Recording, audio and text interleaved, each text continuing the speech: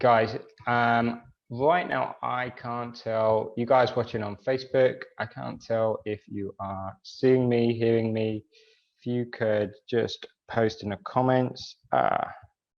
Great, I am seeing you, you can hear me, fantastic. Okay, cool. Hey guys. So first of all, welcome to this special Facebook Live on how to master your sleep.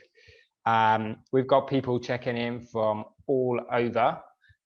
Lots of people registered from all over the world. So it'd be great to hear from some of you. Like, whereabouts are you in the world? Yeah, who's on the call? Let me know in the comments.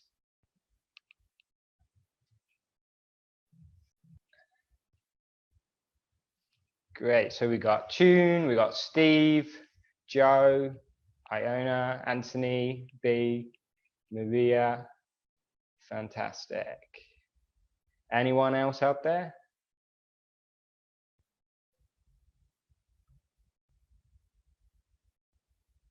Great. We'll just give it a few more minutes. We've got lots of people registered, so we'll get going in just a second.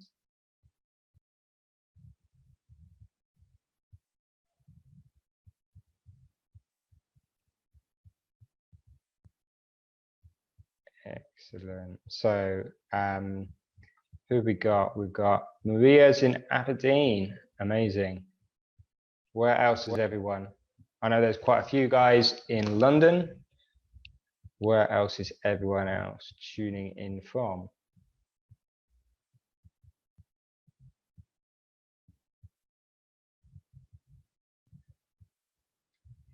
Cool.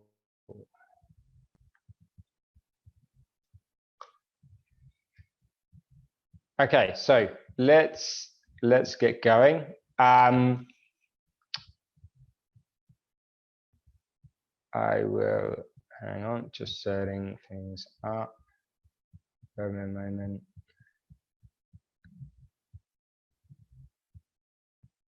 Cool. So I'm going to introduce myself in a moment. What would be great is to, before we get really into it, is to hear from some of you, like, what had you be on this call? Is there any specific challenges, anything you're dealing with around your sleep that you want to get fixed? Just share very briefly, like, what is it you came on this call for? What do you want to get out of it?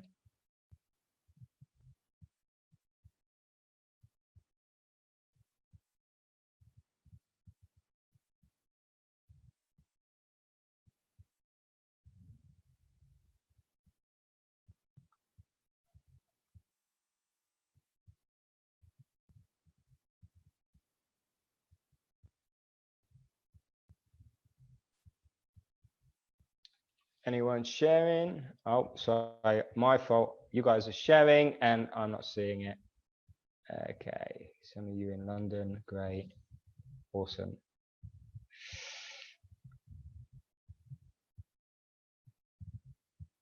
Cool. Okay, you're all being a little bit shy, no problem. More energy, clarity, peace, great, thanks Anthony. Sleep pattern is very irregular, sleeping too late and waking up late. Thanks for sharing that, Tune. Excellent. Okay, so what I'm going to do, I'm going to switch and start sharing my screen. So if you can just let me know that you're seeing what I am sharing with you. You should see the slides now. So we're going to be doing some slides throughout the talk, throughout the class, and as well as me talking in front of the camera. So can everyone see the slides, first of all? You can just, again, let me know in the comments. Zanib is looking to sleep through the night.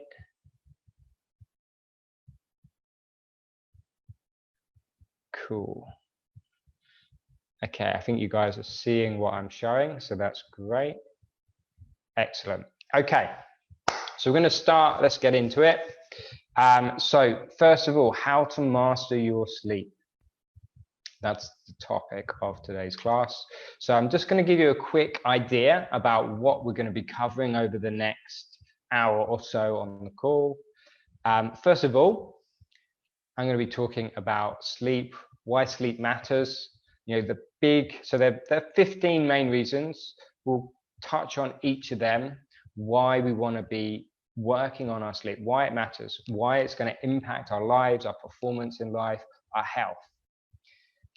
Then we'll spend a bit of time looking at the 6 mechanisms of sleep. So this is what defines the quality of your sleep. It defines how well you sleep, how well you wake up. You know, these are the mechanisms we need to improve. If you're having problems sleeping, the problem is usually found in one or more of these mechanisms. And so if we want to improve things, we need to understand these mechanisms and how they work and what impacts them. And that's what we're going to be focusing a lot on in this call. Then what we'll do is we'll relate that back to some of the most common problems, some of the problems that some of you guys may be having at the moment on this call, on this class, as well as maybe some other more common issues as well. Then I'll go into the 7 covert friends and foes of sleep. So these are basically the 7 main areas that we need to learn to master and manage if we're to get those 6 mechanisms of sleep working right. Once we've done that, I will tell you a little bit about how you can continue the journey. If you want to continue with this, I hope obviously that you guys are going to get immense value from this. And then, you know, some of you may choose to continue. So I will give you guys a little bit of information how to continue with the program. This is the first of 6 classes I'm going to be delivering. So, you know, if that's of interest, obviously listen up then. So let's get into it. So let me start by sharing a little bit about who I am. So some of you on this class know me. I know you. Some of you are on here I've never met before. We don't know each other. So I want to share a little bit about myself so you can get to know a bit about me and who's actually speaking, you know, what's my background. So my name's obviously Matt Farr. I'm a health coach and a personal trainer. I've been a health coach and a personal trainer now for coming up to 17 years. So I'm a bit of a dinosaur in that industry now, in the health and wellness, health and fitness industry, or at least it feels that way when I see all the youngsters in the industry these days. And in that time, you know, what I do has evolved. You know, I initially started purely as a personal trainer, and now I'm very much more in the coaching world, helping people through behavior change, and in particular, helping people with low energy, fatigue, to recover their energy. And that's really the area that I specialize in. The reason I specialize in that area is a challenge that I've gone through in my own life, where I've had my own challenges with energy. And one of the most important areas, probably this, along with big changes I made in my understanding of light, circadian rhythm and sleep. This is one of the key areas that really helped me regain my health, my energy back. You know, this was probably this and light, 2 biggest things. So I'm going to be sharing this with you as someone who's actually transformed this area of my own life, as well as, you know, someone with a good knowledge and understanding of the area as well, and the science behind it. So, you know, hopefully that reassures you in who I am.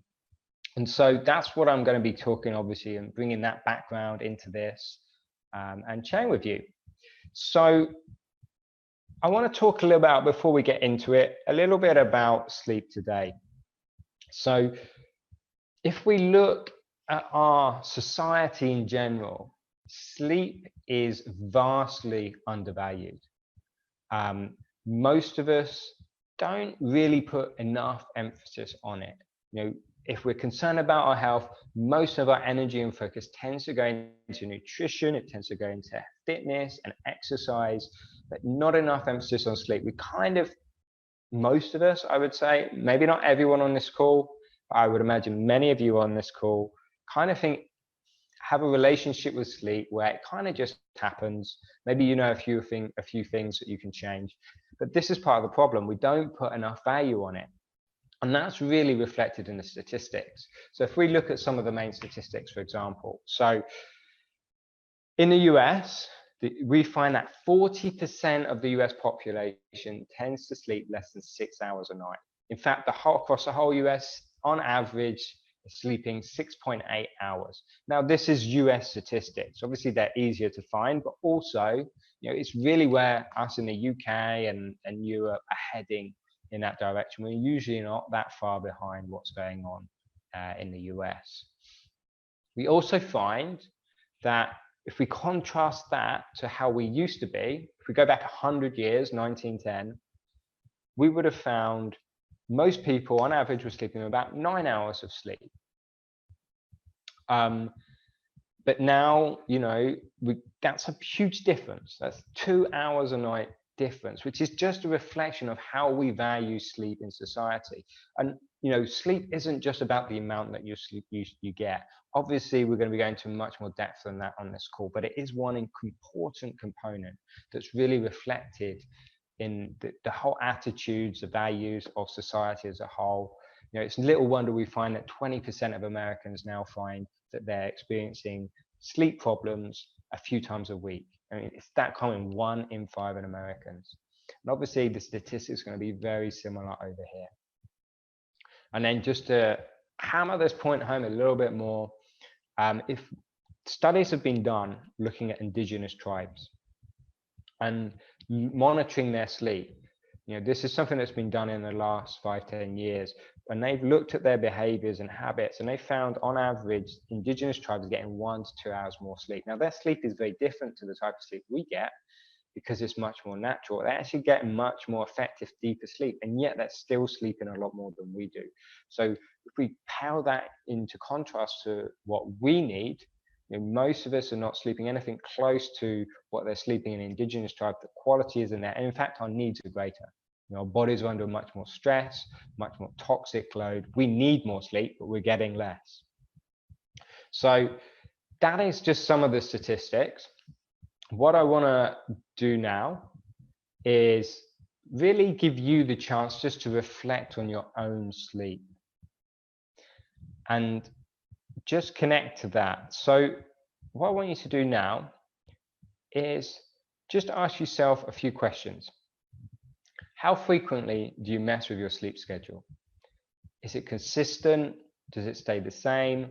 Do you mess around with it? Do you make changes all the time?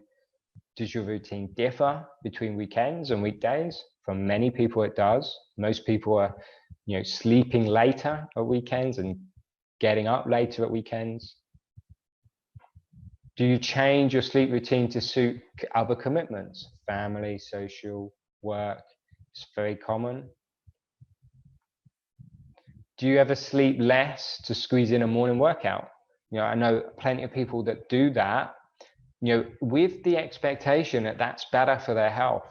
Well, maybe by the end of this class, you might start to understand that actually maybe that isn't the best way to go about it, because as good as exercise is, obviously I'm a personal trainer, I'm pro exercise, but really compromising sleep to get the exercise in, there is major consequences to that, as I'll start to talk about in this webinar.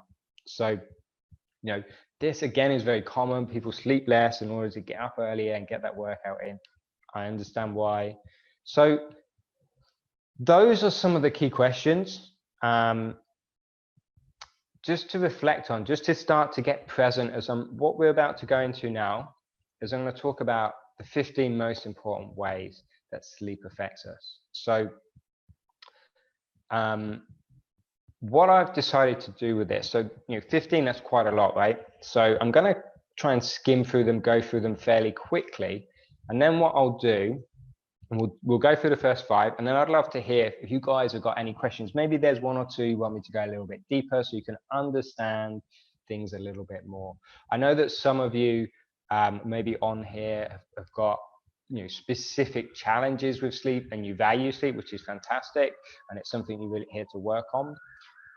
This is such an important area to look at though for many people, because we don't value sleep enough, and part of the reasons we don't value sleep is we don't really understand how it affects us, and this is an important area to look at.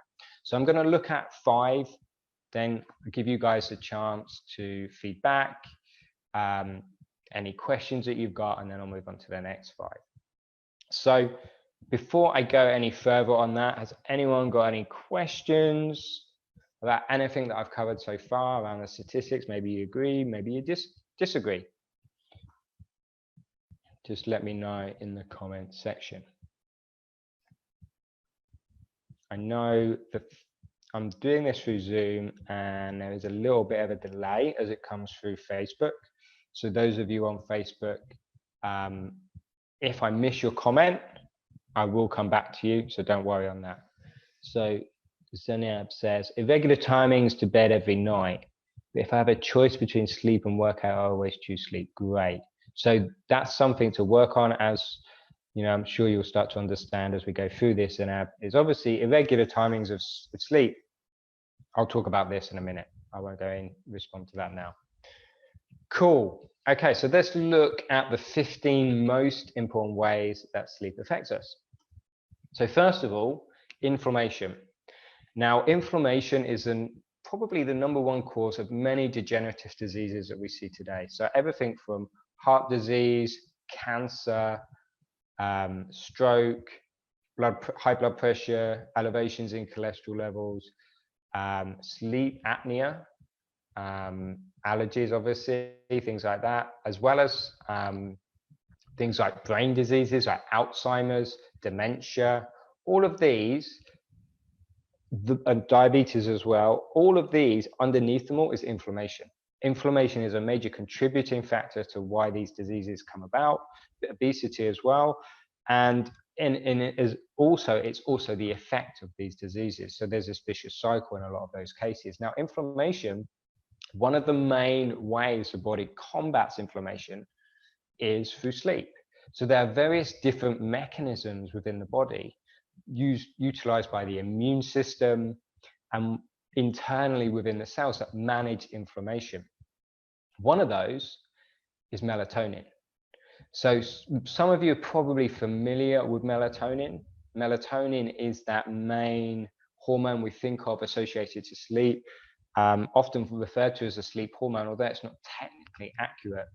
It does prepare our body for sleep, but it also has a secondary benefit. Well, it's almost, I wouldn't say it's secondary, perhaps it's giving the wrong impression, but it's equally as important. It's actually your body's main antioxidant. Is anyone out there making efforts to get more antioxidants into their diet? Maybe through supplementation, fruits, vegetables?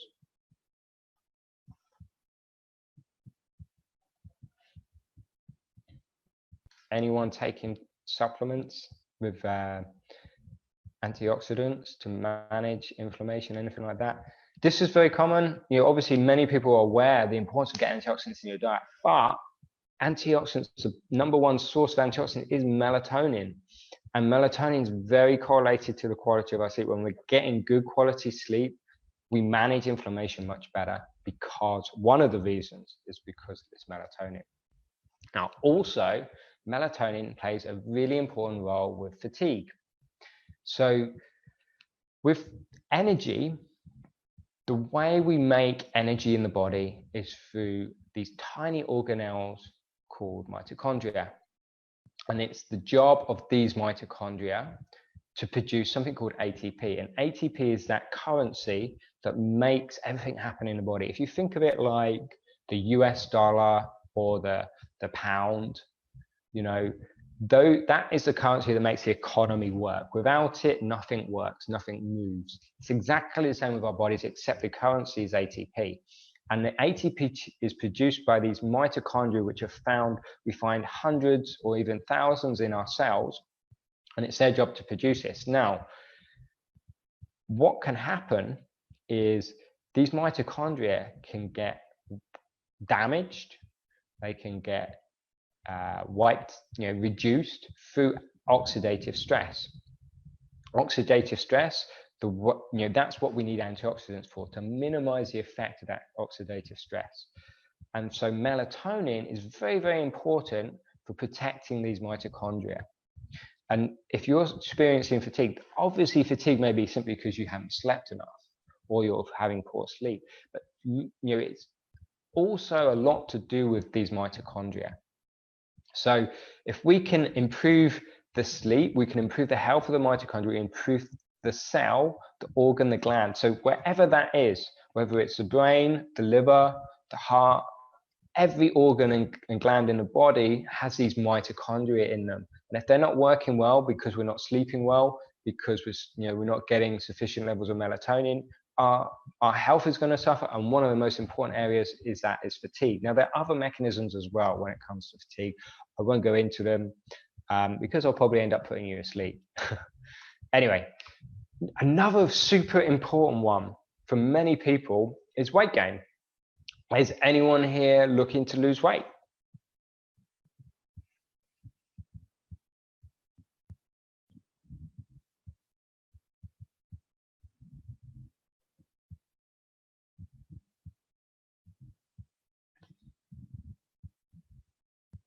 Okay. So I'm getting there's a little bit of a delay on the Facebook Live, so I will come back to. I just saw Zainab mention she's taking, or he's taking, CoQ10. CoQ10 is great for the mitochondria, really supportive of mitochondrial health. It's an antioxidant, really great. Melatonin is super, super important to, as I touched on. Now, some of you out there have mentioned that, yeah, you're looking to lose weight. Well, there's several ways in which your sleep and your quality of sleep is going to influence your chances of losing weight. I'll give you 3 or 4. So first of all, there are hormones that are released by your body, primarily ghrelin, which regulates your hunger levels. And when that's released, it makes you feel hungry. Leptin is another hormone that's communication between the cells of the body and the brain, and tell the fat cells of the body and the brain, and it tells the brain how full these fat cells are. Now, both of these are regulated by sleep and our circadian rhythm. Something I'm going to talk more about in a moment. But basically, we also find that when we're not sleeping well enough, we tend to move less, which means we burn less calories. We see increases in endocannabinoids, which basically regulate things like cravings, and the desire to snack is increased. Actually, it's been measured through research that we see an increase in consumption of sugar and carbohydrates by 40% when we're sleep deprived. In fact, we also see an increase in 300, on average, 300 calories more consumed per day when we are sleep deprived. So there's tons of reasons why sleep deprivation or circadian disruption, which I'll talk about in a moment, can trigger and create problems losing weight. So this is another very important way. If you're looking to lose weight, you need to get your sleep sorted. In the same way, if you want to manage inflammation and those chronic inflammation diseases and fatigue, we need to do that. Toxicity, the body manages toxins when we sleep, primarily through the liver, and also in the brain. Toxins are managed through our sleep. In the brain, we have something called the glymphatic system. The glymphatic system is the brain's equivalent to the lymphatic system that we find in the body that manages toxins. That glymphatic system happens and works when we're in deep sleep. If we don't go into deep sleep, we don't detoxify the brain of toxins, and toxins build up in the brain and cause problems, cause inflammation. That's an issue. Immunity. There's tons of research that tells us that when we're deprived of sleep, our immune system is suppressed. We know that the immune system is, in fact, through some studies, it's when they did one study where they injected a virus into people, a flu virus, and assessed people that slept, and those were sleep deprived who slept for only 5 or 6 hours.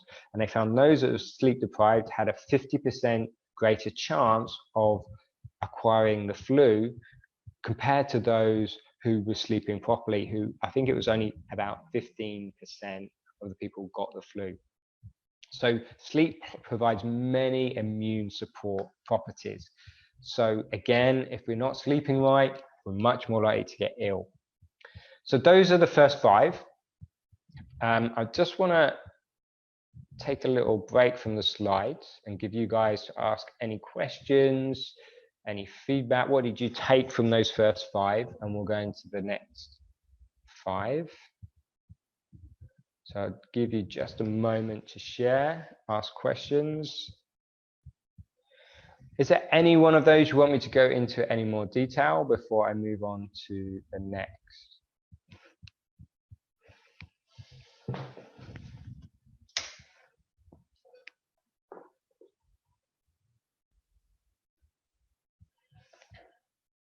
For those of you that are on Zoom, there's many people on Facebook, so I'm just waiting a moment for those guys to feedback. It's a little bit of delay on the Facebook.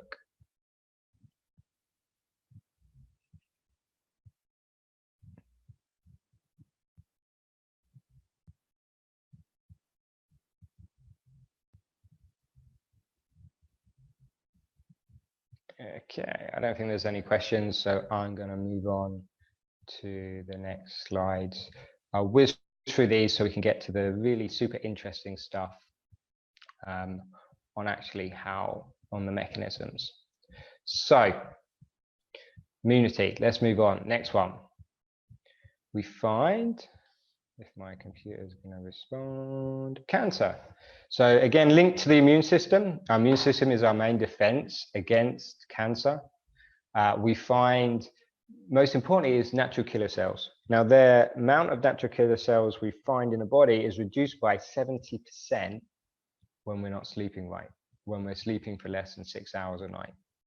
So, you know, another reason why we want to be getting good sleep.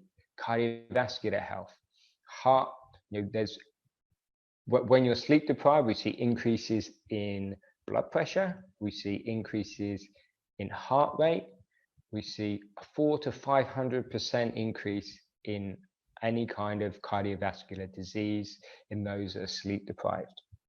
Fertility. Again, you know, fertility, sleep deprivation is proven to lower testosterone levels significantly. And not just testosterone levels, but sperm levels as well by about 30%. So again, if you're looking to have kids, you're a man, you want to be sleeping right. If you're having problems, you know, having children, one of the areas to look at is your sleep.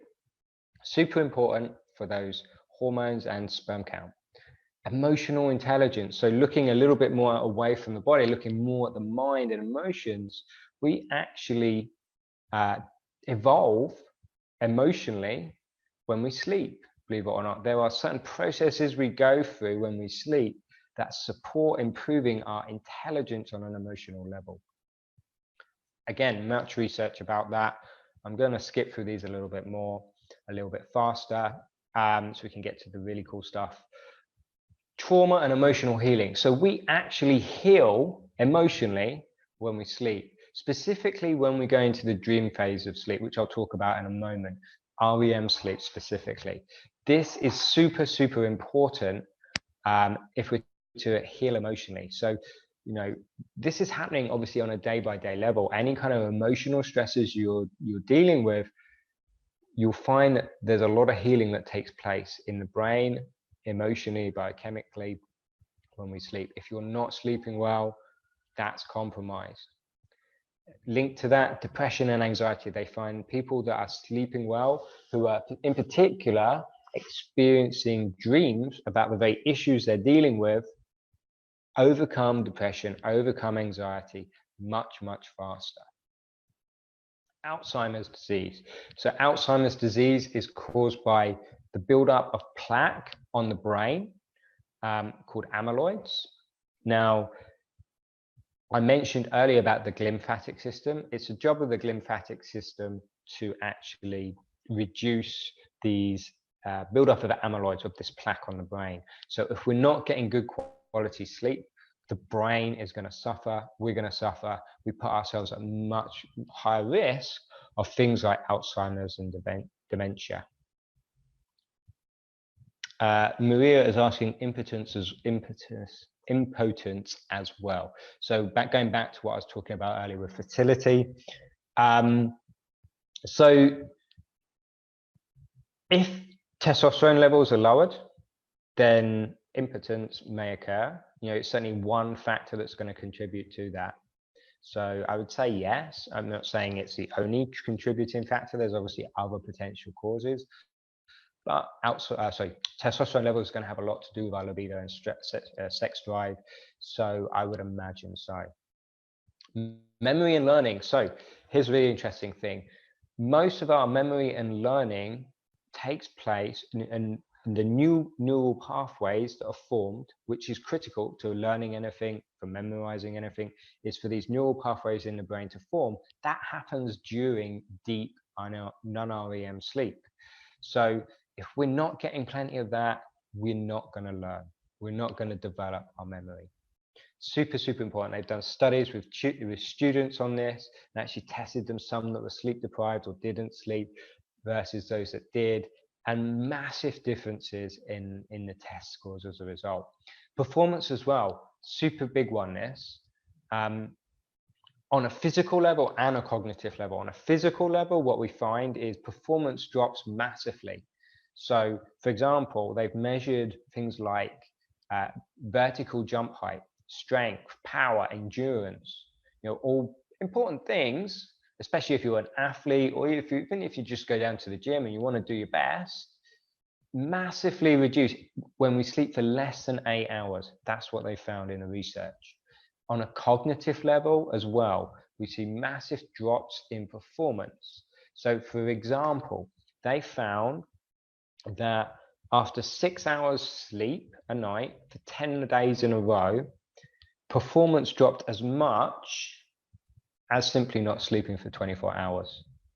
Even when the participants in this study slept for another three days. Normal sleep 3 days to try to recover from the 10 days of sleep deprivation, there was still a big drop in performance.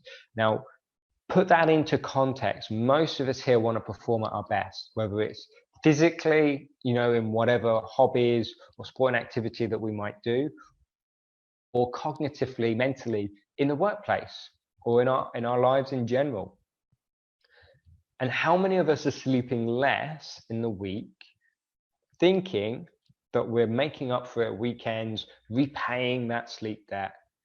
Actually, the evidence doesn't support that. Studies like this really tell us just how much, actually, when we're not getting sufficient sleep, it actually builds up and our performance suffers, whether it's mental performance, whether it's physical performance. So it's a massive, massive one.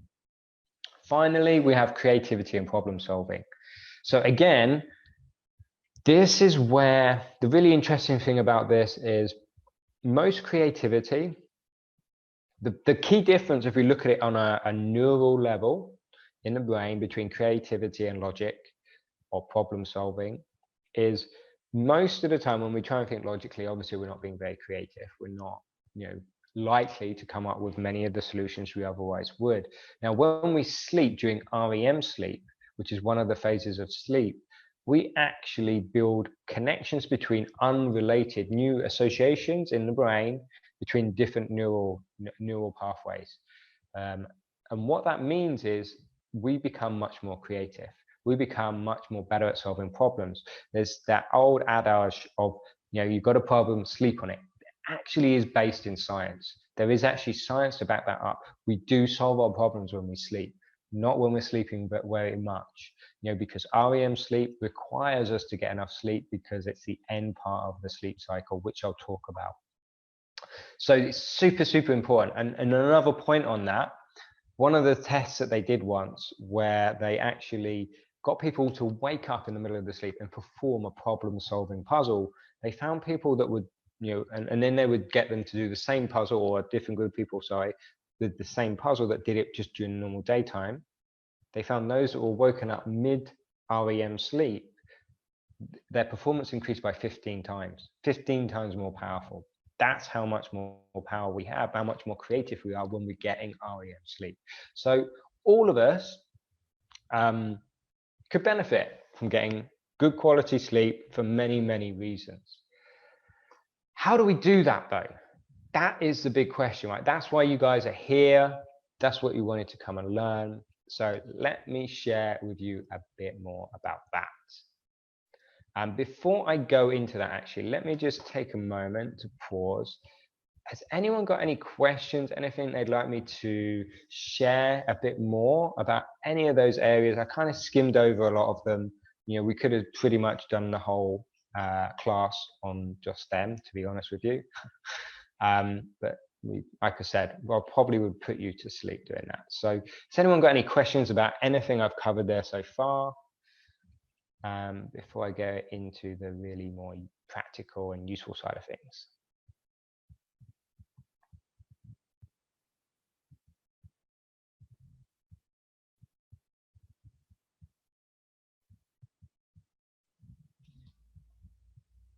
Okay, I'm gonna wait for the delay. I will carry on, and if I see questions, then I will come back to that. So let's get back into it.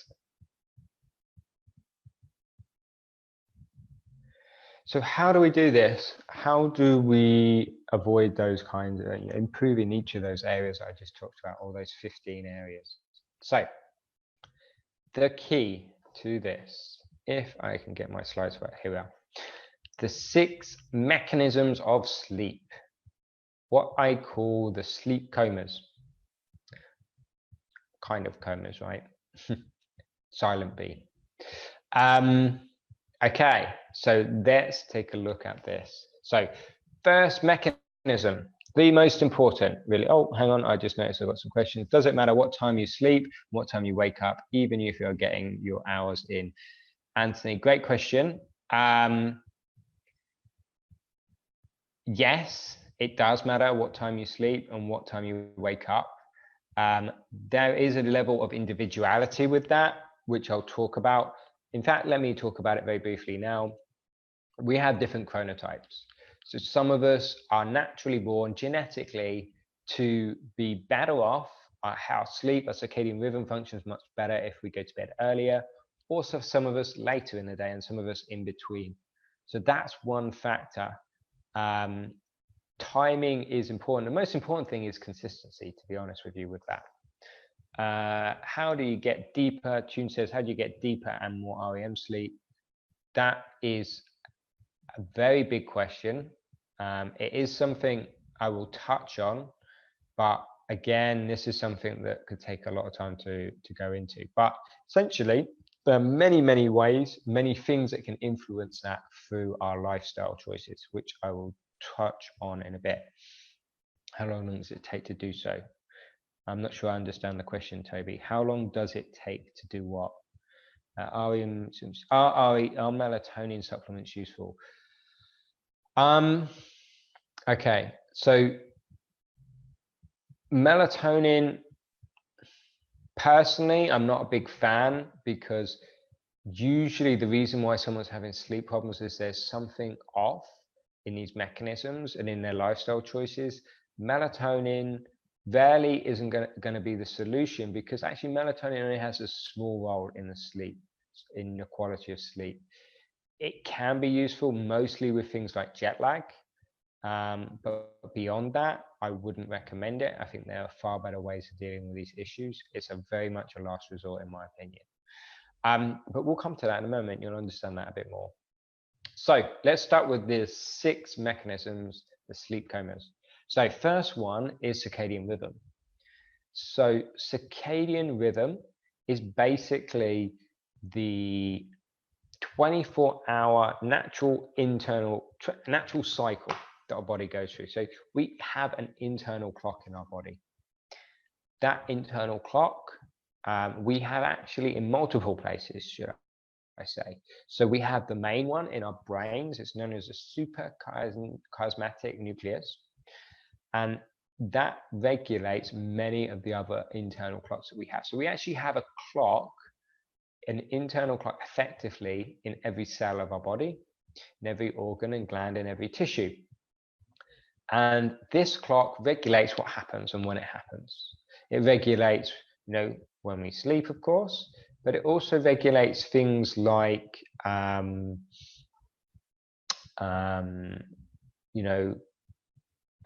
hormone release, enzyme function, different genes activated at specific times in the day when things are working the way they should. So in this chart that you see in front of you, because of all these biological changes and mechanisms that are taking place, dictated by the time of day, you see different changes. So there's certain times when our blood pressure is at its highest. We see better coordination times, faster reaction times, more strength at certain times of the day. Our blood pressure is at its highest in the evening time. Our body temperature is at its highest in the evening time.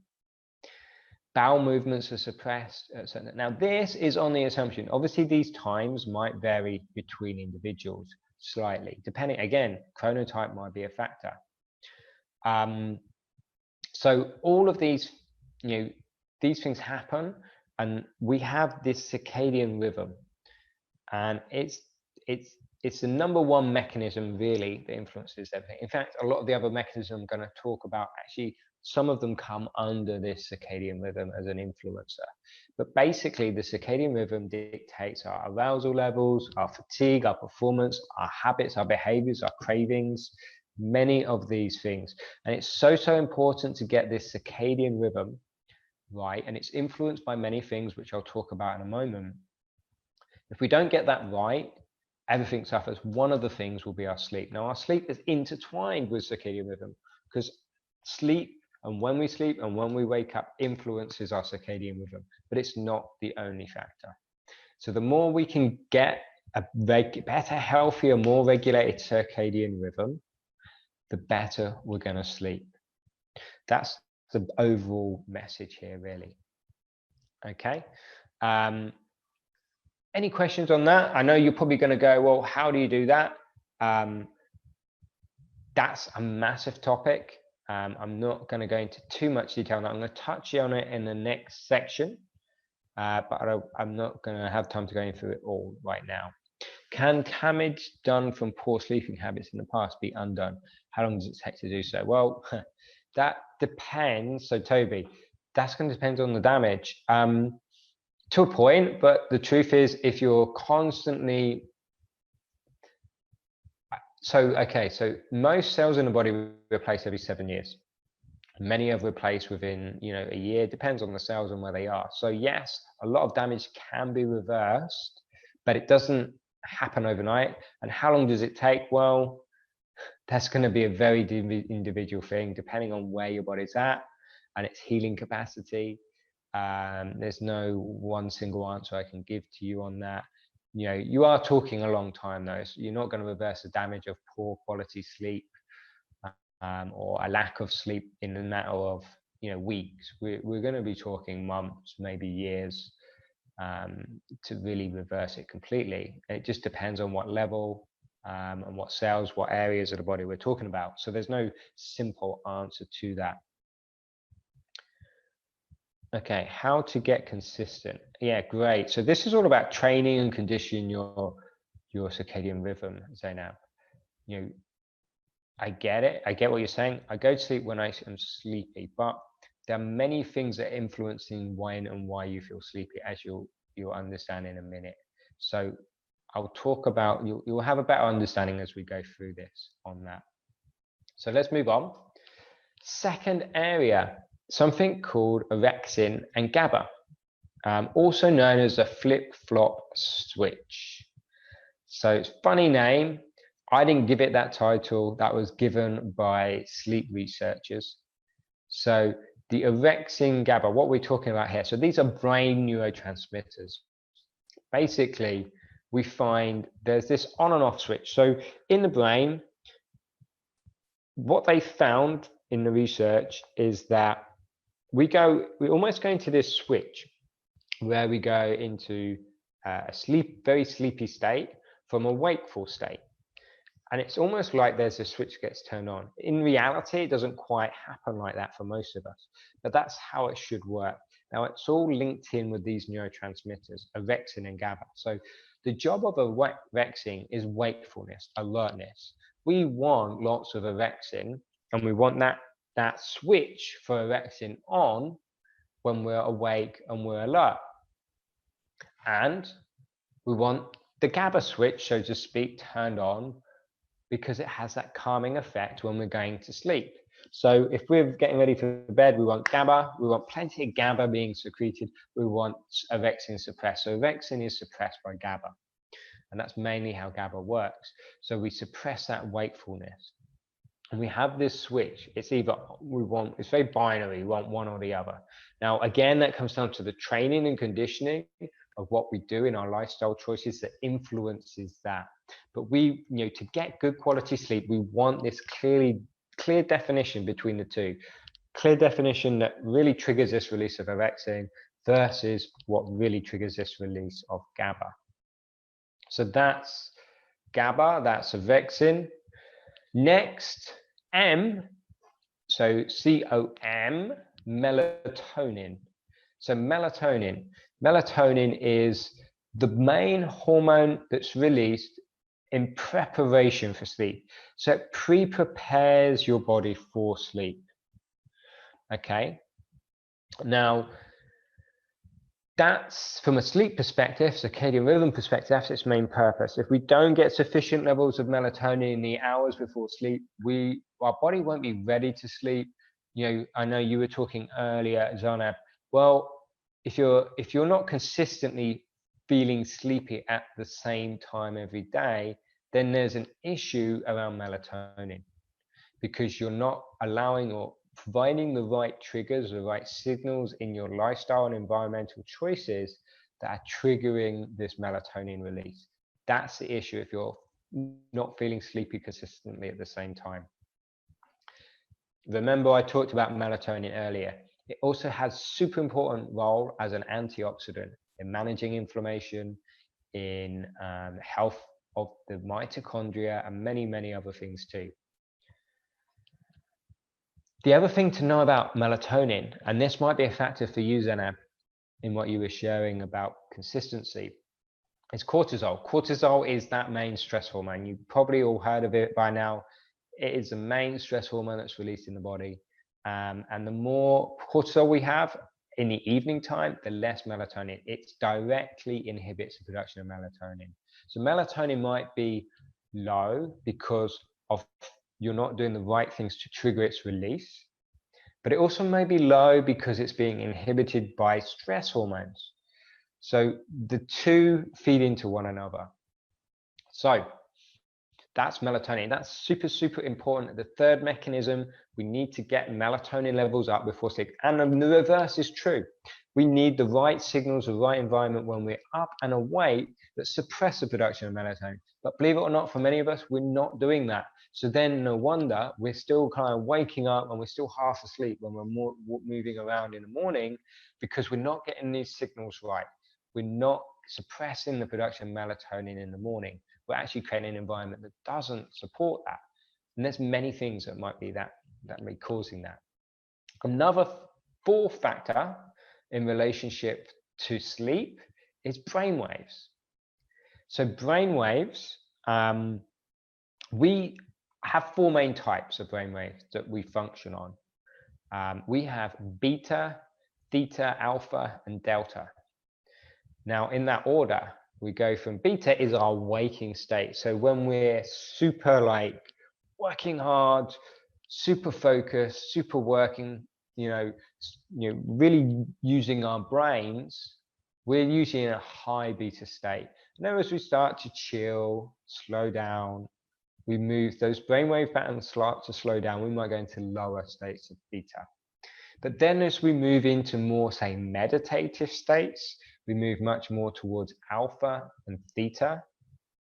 And then when we reach those phases of deep, deep sleep, those brainwave patterns slow down really slowly to delta brainwave patterns.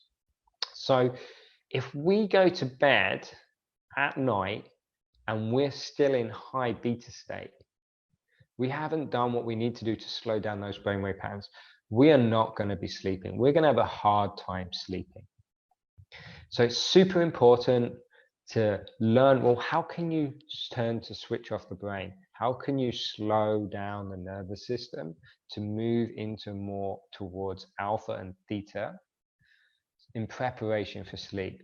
This is one of the most important factors, especially when it comes to getting to sleep and getting into those deep phases of sleep to support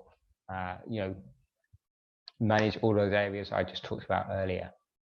So mechanism number 5, adenosine. So what is adenosine? So adenosine is another neurotransmitter. It specifically impacts our sleep need and sleep pressure. So what you'll find is when we have lots of adenosine in the body, we feel tired. We feel the need to sleep. How do we, this adenosine builds up throughout the day. Do you remember I talked about ATP? Adenosine triphosphate is what ATP is. So the byproduct, or one of the byproducts of the breakdown of ATP to produce energy in the cell is adenosine. So guess what? How do we produce adenosine? So there's a few main things, but the most important things are about using the brain and using your body. As we do that, we build up adenosine in the body, which creates this sleep pressure and this need for sleep. So if you are very inactive in your day, mentally, physically, you're not going to build up sufficient levels of adenosine, and you're not going to feel that need for sleep. So this is activity. We need to clearly define a difference between sleep and waking state here. And adenosine plays an important role in that. The other side to adenosine is with good quality sleep, we clean up that adenosine so that there's much less in the body when we wake up. So when we wake up with a clean slate, we don't feel tired. But if we're still feeling super tired when we wake up, one of the main reasons may be because your body simply isn't just eliminating the adenosine. It's just building up and building up and building up in your body. So we need to how do we manage that? How do we improve that? Again, many factors, many lifestyle factors, and obviously optimizing sleep is absolutely key to that.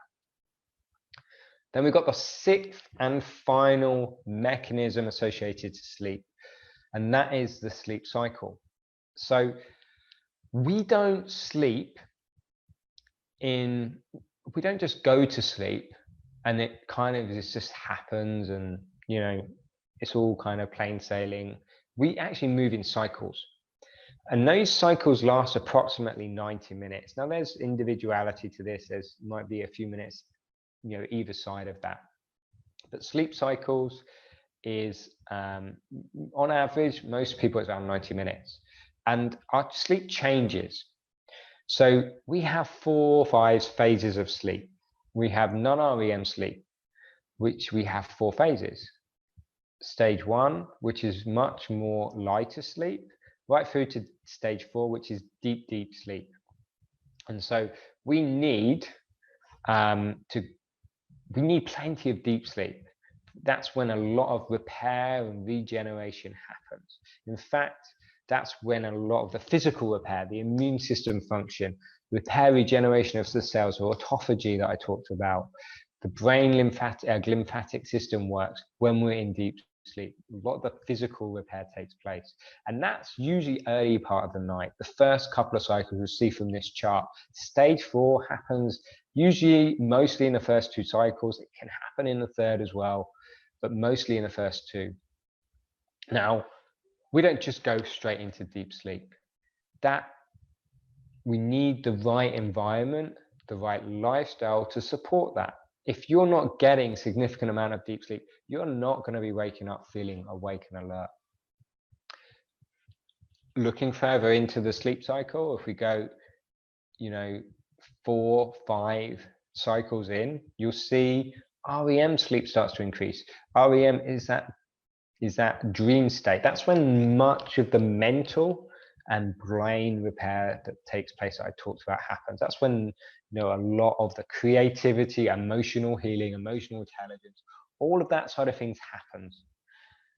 So the different REM and non-REM sleep have different purposes and have different effects in the repair and regeneration of our physical, mental, and emotional health. And they don't happen the same throughout the sleep cycle. So if we are compromising our sleep, we're sleeping a lot less, one of these is going to suffer. If we're sleeping too late in the day, one of these is going to suffer. It's going to be related to your chronotype as well. So this is what sleep cycles are. And we need optimal sleep and the right conditions to support us get optimizing REM. You know, if we want good quality sleep, we need to be making sure we get plenty of REM sleep and plenty of non-REM sleep, deep REM sleep.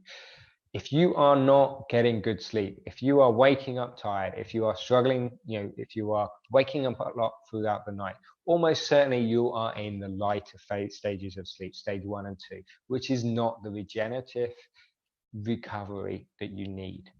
So this is the other mechanism that's super important in impacting the quality of sleep that we enjoy. So gone into those 6 mechanisms. I've talked about circadian rhythm.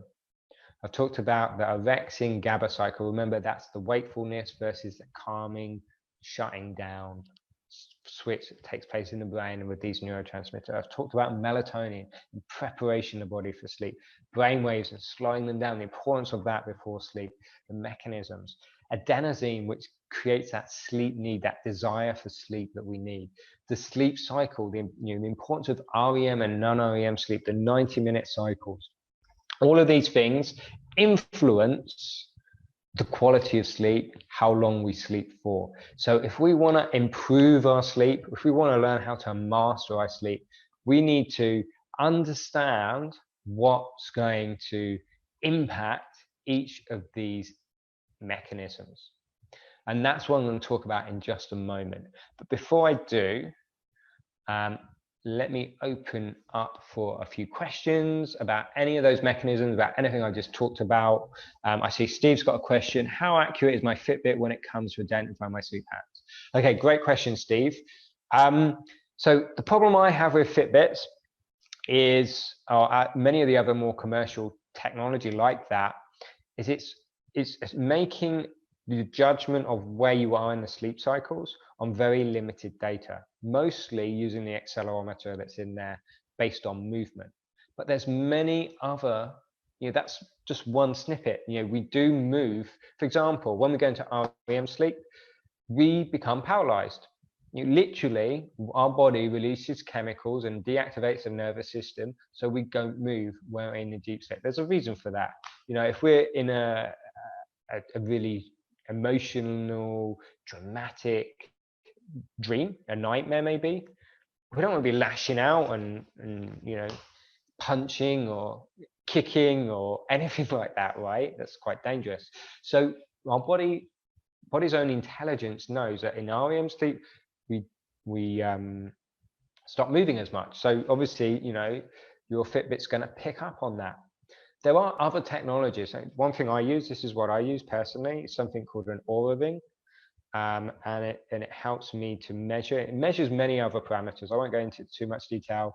If you want to check it out, this is a really useful tool for measuring quality of sleep, and way more accurate than anything like a Fitbit. If you really want to master your sleep, check that out. Check out Oura Ring, OURA. Really super best thing out there I know of for helping to monitor sleep. There's other features and functions to it as well, but the main purpose of it is for sleep. So that's that. Anyone, any other questions on anything I've just talked about there? I know it's quite a lot of science, but I think super important, super interesting as well. Anyone, any questions before I move on to really how do we go about affecting these different areas? Or have I put you all to sleep? Hopefully not.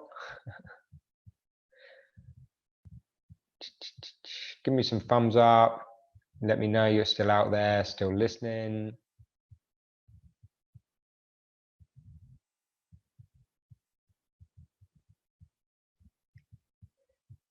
Okay, doesn't look like I've got any questions. So I'm going to move on, and obviously I'll keep an eye out, see if there's any questions that come up. Okay, let's go back to the slides. Cool. So that's the sleep mechanisms. Next. Okay, so Key thing with these mechanisms, what's the main take home really to understand here is sleep is not is an active process. We kind of think of sleep as a passive process. You know, sleep isn't passive though. There are so many things, so many different factors that influence these mechanisms that believe it or not, how we influence those mechanisms starts from the moment you wake up to the moment you go to sleep. And even when you're sleeping, the environment that you're sleeping in is affecting these mechanisms. So this is a 24-hour job. Most of us think sleep is just what I do even when my head hits the pillow, or maybe, you know, you're a little bit more educated than that and you think that, well, yes, what you're doing in the hour or two before bed is going to affect your sleep, which it absolutely is, and you're dead right on that, but it's so much bigger. It's a 24-hour job. 24 hours is what it takes. You know, looking at those factors that are contributing to it. One of the main things we need to do is make that big contrast between the waking state and the sleeping state in the signals we provide to the body. You know, and that's where sleep comes in. It's shaped by the choices that we make. As I said, the choices we make starting from the moment that we wake up. That's the key thing to take home from these mechanisms. You don't necessarily have to remember all the different mechanisms. It's not really that important. It's really just to give you the understanding of how to improve things. We need to improve those mechanisms. So what I want to do now is just take a moment to relate some of what I just talked about to those mechanisms. So let's just quickly explore this. So I know some of you are on this call have some specific challenges with your sleep. You know, if you want to post them in here in the comments, if you're brave enough to share them, then I can talk a little bit about those mechanisms in relation to that. But let me talk about the four most common ones here, just to give you a basic understanding of it. So one of the most common things is difficulty getting to sleep. So this, you know, if we look at it from circadian rhythm, one of the most important things is consistency there. Consistency with your sleep patterns. Circadian rhythm, you know, will determine when we fall asleep. So we need the consistency between all the signals that influence circadian rhythm to help us to feel tired. If we look at it from the perspective of orexin and GABA, we want plenty of GABA. We don't want lots of orexin. Otherwise, we're going to have difficulty falling asleep. Melatonin, we want plenty of melatonin in the hour or two before sleep if we're to get to sleep easily. If we look at it from brainwaves, we don't want high beta state. We need to be slowing down the brain before bed. That's where brainwaves comes in. Super, super important to, you know, if it's high beta, you are going to, your nervous system's too stimulated. You need to slow it down. If we look at it from the perspective of adenosine. Remember, adenosine is about that sleep need. If you haven't built up enough adenosine throughout the day in the body, then you're not going to feel so tired. So we need to build up that adenosine. And then lastly, I talked about sleep cycles. That's more happening when we're sleeping. So it's less of a factor here. Waking up during the night. Again, let's look at what we just talked about. We need plenty of adenosine, we need plenty of melatonin when we go to sleep, and low levels of orexin, higher levels of GABA. That's all going to support us going into deeper phases of sleep and going into those sleep cycles. If we're waking up in the night, we're not going into deep, deep sleep. We're not going into REM sleep so much, but most importantly, we're not going into the deep phases of sleep. We're staying in those lighter phases of sleep. So this is why, you know, we need to really look at what's going to impact adenosine, melatonin, orexin, GABA. You know, how are we going to get our body and mind into that state in preparation for the sleep? That's the main thing that, you know, really helping that circadian rhythm. Waking up early. So this is a common problem I find. A lot of people wake up to, you know, maybe 4 in the morning, 5 in the morning. They maybe don't want to get up at that time, but they're waking up at that time and they can't get back to sleep. That's a common problem I find. And probably the biggest common denominator to that is stress and overstimulating of the body and mind. If you're stressed, overstimulated, that's going to make it very difficult to sleep properly. And it's the #1 cause of waking up earlier, basically. So you need to learn how to manage stress. Obviously, that's a huge topic in itself. But in particular, it's what you're going to be doing before you go to bed. If you're going to bed and you're going in a relatively highly stimulated, lots of orexin, in a beta state, then low melatonin, high cortisol, that's the kind of biochemistry and nervous system function we're going to be seeing in someone that's super stressed before they go to sleep. You are going to wake up much more likely to wake up. You're either going to have problems getting to sleep, or you're going to have problems staying asleep, particularly at the end of the sleep period, by the time you get to that 4 or 5 in the morning. So the key thing here is managing stress, in particular, the stress and stimulation of your body and mind in the hours before you go to bed. That's key here. Waking up tired, again, relating it to all of this. Obviously, if we're not getting deep sleep, so all the things I've just talked about are super important to doing that. But if we look at it, waking up tired probably means you're going to have too much adenosine still in your system. It means your circadian rhythm isn't programmed properly. It means that you don't have much orexin, because in the morning time we should start to see more orexin, less melatonin, more cortisol. That's what's going to help us feel awake and alert. So again, it's training the circadian rhythm and supporting all of these, making sure that you're getting good quality deep sleep. That's the key thing. Good REM sleep.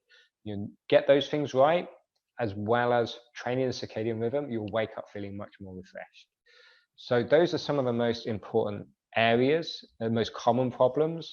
Let me just go to the comments if there's anything else. Yeah, someone's already mentioned it, Maria, waking up around 4 a.m. every day. So hopefully from what I just talked about there might be some obvious reasons. There might be obvious reasons why you're stressed. Maybe you don't even realize your body's overstimulated or stressed. And there may not be obvious cause of that. But we'll talk about this a lot more.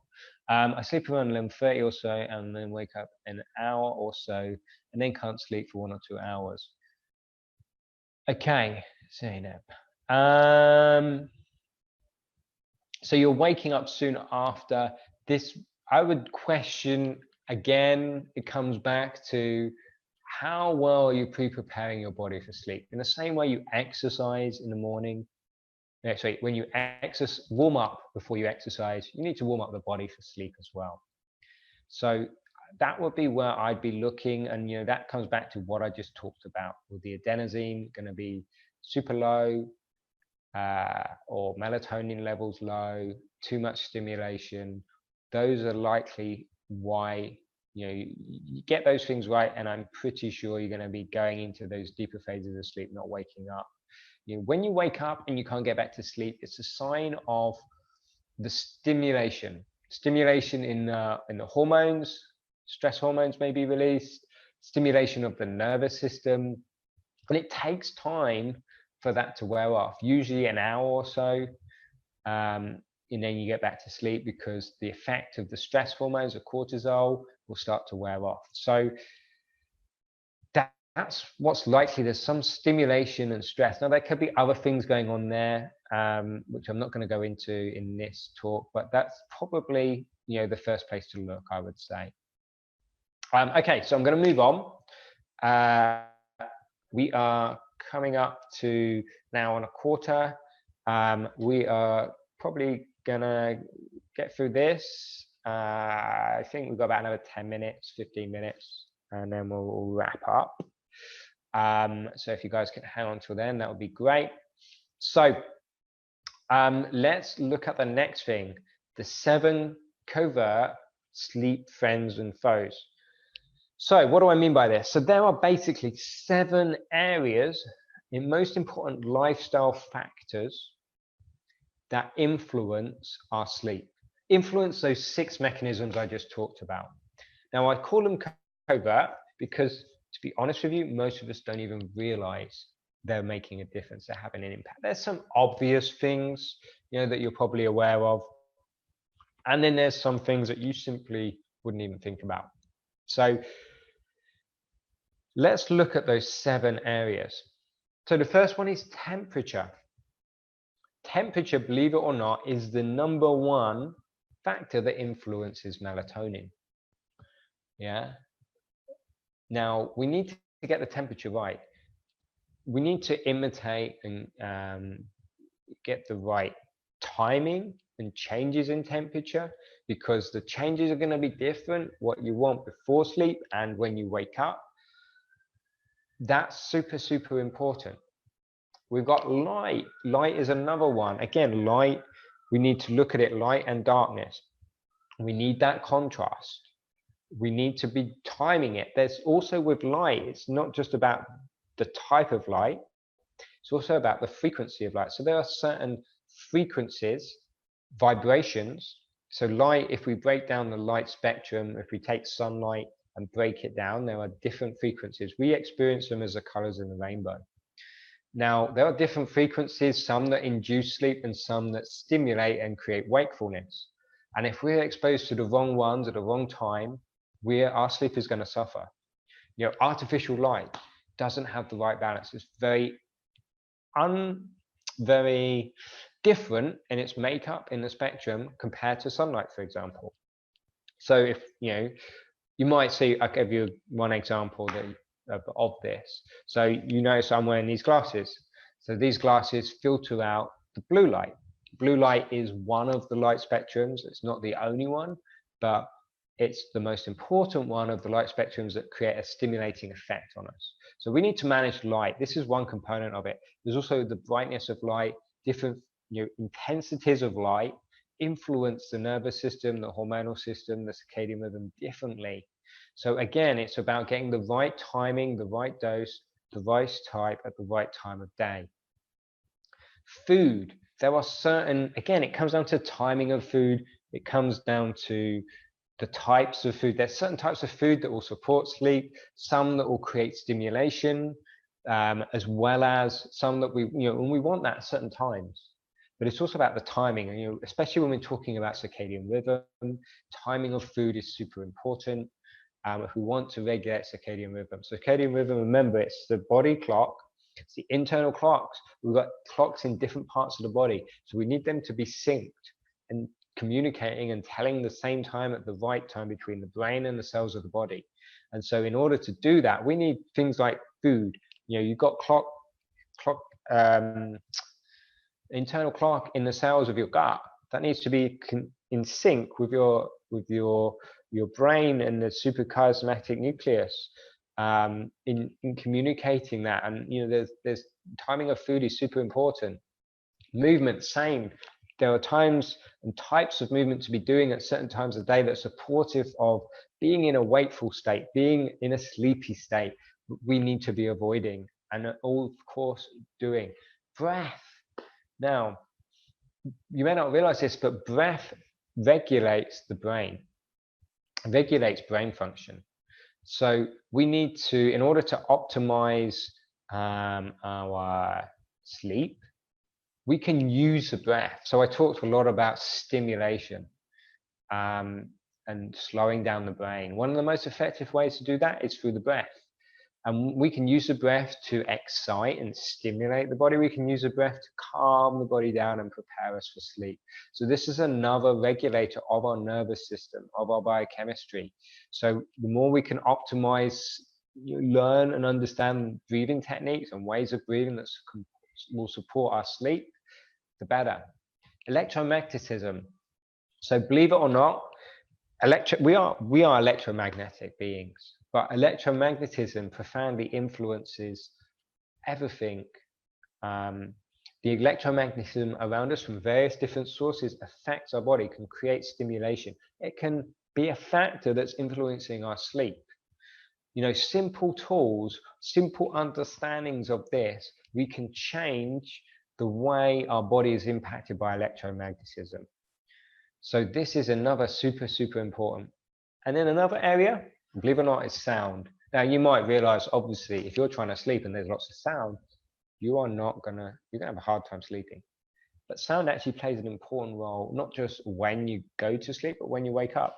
And it's the right types of sound, the right the right amounts, the right type, actually can influence our sleep. We can use sound to help us to sleep, and we can use sound to inhibit sleep. So they all play a factor. These are the seven friends and foes. Now, we've been going for an hour and a quarter. There's to go into these in depth and to give you all the little nuances and understanding of them, to really use this information to transform your sleep. I can't do that in the time that we've got here. So I've gone through them, touched on them. The key thing to take away from each of them is they all play a role, and they can all inhibit our sleep, and it can all improve our sleep. And so if we can understand a lot of it is about dosage. It's the dosage that makes the poison. We get the timing, the tempo, the volume right, we can transform sleep. So we're on that note, I want to share something else with you. So I mentioned earlier that this is the first of 6 classes.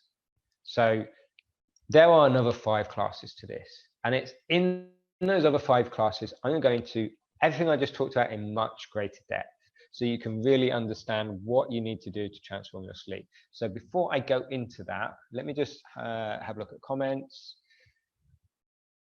Okay, so Zanab says, so I should not watch a movie before going to sleep. So just to quickly respond to that. So it's going to depend on the type of movie. If it's a very stimulating movie that's creating a lot of emotion in you, then I definitely say no. It depends on the type of movie, it depends how you're watching it. There are things that can help you to do, and also it depends how close to bed it is. So before bed, if it's immediately before bed, it's not a good idea. An hour or 2 before bed, not such a problem. Again, there are certain parameters depending on how you watch it, because your screen that you'll be watching on can have a big impact on your sleep because of the type of light that it impacts. Now, there are ways of dealing with that, and that's something I'm going to talk about in the program. How can you still use the technology that we're all kind of attached to now, like the computers and like what I'm speaking to you on now right now, without it having such a detrimental effect on sleep? And we're going to cover that in the program. Yes, but I never thought it was affecting me so much. It says no reading before sleep. Reading is fine, as long as it's not too stimulating. Functioning work in the day, almost falling asleep. Okay, Steve. Yeah, well, if you're almost falling asleep at work in the day, then you probably you really want to look at the quality of sleep, how much you're getting. There can be, and again, this is one of those nuances. There is a lot of research suggests we're biphasic sleepers, meaning that we actually need to sleep more than once. And there is reason to think that we can benefit from napping in the day. Again, it's something I'm going to talk about in the program. I don't want to go into it too much here. But let's go into the program. I want to talk to you a little bit about that in case any of you here and any of you watching the replay want to continue this journey and really learn how to master your sleep in much greater depth. So this is a how to master your sleep program. So this is a 6-week program. We're already at week 1 here. I'm giving you week 1 for free. This is setting the framework, the context for the rest of the program. With this understanding, everything else is going to fit within this, and we're going to go into detail. Throughout the 6 weeks, we're going to look at those mechanisms and what does it look like in practice to optimize those mechanisms I just talked about. Remember, circadian rhythm, orexin, GABA, melatonin, brain waves, adenosine, sleep cycle. How can we optimize them? Ultimately, that comes down to the 7 friends and foes in practice. So looking at everything from temperature, light, food, movement, breath, electromagnetism, sound, how do they all relate? How do we, what do we need to be aware of? Remember, I talked about dosage, timing, a volume. These are all sort of little nuances we need to know about to optimize these mechanisms. So we're going to go into much more depth with that. We're also going to look at specifically how do each of those 7 areas look at the different phases of day. So when you wake up in the morning, how should we be looking at light, sleep, light, food, temperature, movement, those 7 friends and foes that I just talked about. Same with the daytime. What do we need to be doing? What do we need to be aware of? Remember, I said that your sleep and your quality of sleep is dictated by what you do from the moment you wake up to when you go back to sleep, and even when your sleep environment. So it's a 24-hour job. So we need to look at the different phases of our day and what we should be doing in each of those 7 areas. When we get those things right, your sleep is going to be transformed. I promise you. You can't make the changes I'm going to be talking about and not experience a dramatic improvement in your sleep. I guarantee you that much.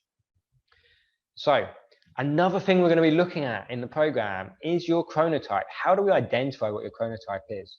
I'll tell you now, most people think they're night owls, but sleep research tells us only 10% of the population are night owls. What that means is most people who think they're night owls means that they they don't feel tired till later in the night, so they don't get sleep then because they're a night owl. But actually most of that is caused by poor lifestyle, poor environmental choices, many of the things I've just touched on. So most of you, or most people, think that they're night owls and acting as if they're a night owl, when in fact maybe they're not. And the problem with that is you're going against your natural rhythms and cycles. That's going to create a lot of health problems, a lot of performance-based problems. You're not going to get great sleep. You need to, one of the things we're going to do is we're going to learn how can you identify what your chronotype is. There's a good assessment we're going to do that will help you identify that. We're going to talk about sleep aids. So some of you mentioned things like melatonin. Do these sleep aids work? What ones do, what ones don't work? To be honest with you, sleep aids are always a last resort. Get many of these things, the 7 foes and friends, master those mechanisms. You don't need sleep aids. Sleep aids are only there when you've got everything else going wrong. There are a small percent of people that do need those sleep aids. It's a vast minority of people. So this is a last resort. So how's the structure of this program? So 60-minute classes. We're going a little bit longer tonight because I wanted to give you lots of value, lots of content, lots of understanding and knowledge. But most of the classes are going to be around 60 minutes. During that 60 minutes, we're going to be doing a bit of teaching. Now, today has been mostly me teaching and speaking. During the program, there's going to be a lot more engagement, a lot more of you guys sharing, me feeding back, Q&A, giving you that individualization. That's what's going to be happening. So all classes are going to be recorded. Okay. We're going to be using an app to support. Depending on the amount of people we have on the program, we may use Facebook group instead. But we're likely to use a Vimify app. This is a great tool, by the way, for bringing in accountability. So basically every day you're going to set yourself some goals. When it comes to change, and that's what's required here to master your sleep is change. You need a supportive environment, a community to support you. You need accountability. All of these things we're going to provide through the use of the Vimify app and the weekly classes. So once a week, we'll have these 60-minute classes on a Wednesday night on Zoom, like we are now, or Facebook group if we decide to go with a Facebook group, depending on the amount of people. And we'll do it like that. So that's the basic structure. As I said, accountability is what's needed for change.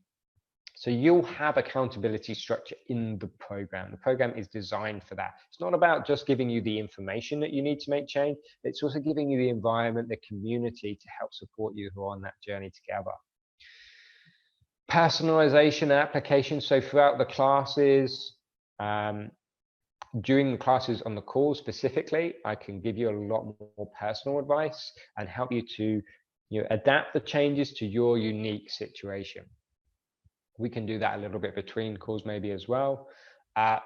Obviously, there'll be all the support and guidance you need in making the changes. It will be very practical based. Right now, this call hasn't been so practical based because it's been more educational based. we need to a blend of both. And from going forwards for the next 5 sessions, there'll be a lot more practical side of things, a lot more engagement, involvement with you guys. So that's the program. That's how it's going to look. Final things on the cost. So the price of the program is $197 if you sign up online, or $247 if you do it in person. So there is an option to do it with me in person. We'll be doing it simultaneously online as well. That's the VIP option. You kind of get a few advantages being here one-to-one with me in terms of the interaction and questions and stuff. That's an option, obviously, only for those that are London-based, unless you fancy booking a flight over from wherever you are. I imagine not, though. Now, what I'm going to be doing as well, for any of you that are super interested in this, I want to make you an offer that really, it's going to make this a no-brainer for you.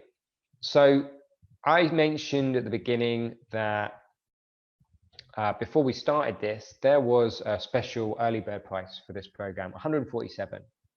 I'm going to extend that from tonight up until Saturday midnight. So anyone that's watching the replay can benefit from this as well. £147. That's going to allow you to come on the program. And what I also want to do, I want to work with as many people as possible on this program. I want to make sure that we can really build a good community here. So again, what I'm willing to do to encourage that is anyone that signs up, or the first 12 people to sign up, you can bring a friend along for free. So someone else that could benefit from this program, maybe someone having sleep problems, who's committed. They need to be committed to making change. There's no point in them being on the program otherwise.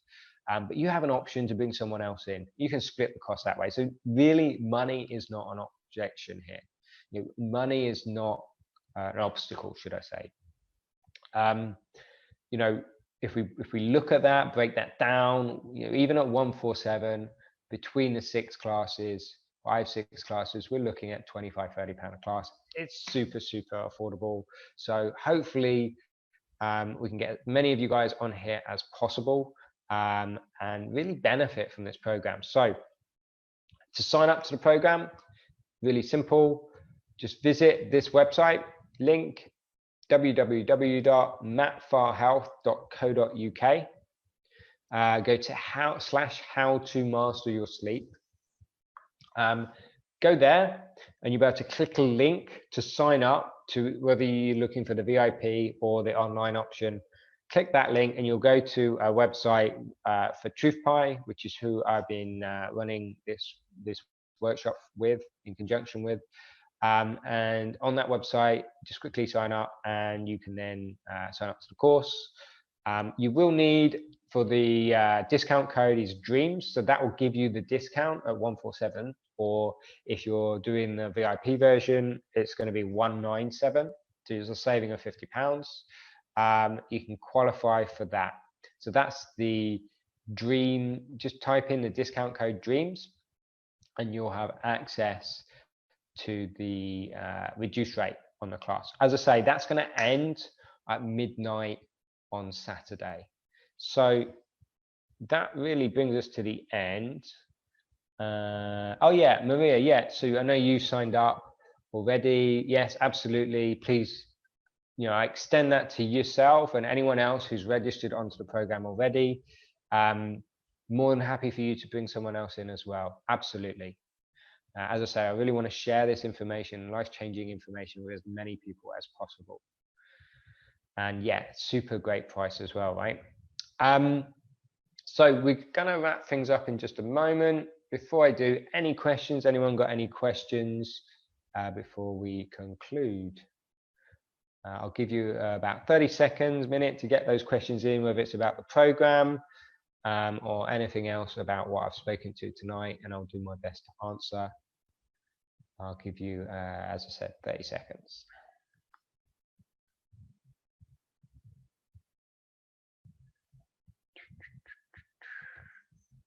I hope that you've all benefited immensely from this, learned a lot, and I hope as many of you join as possible so we can continue this journey together and help you guys to really, transform, improve your sleep.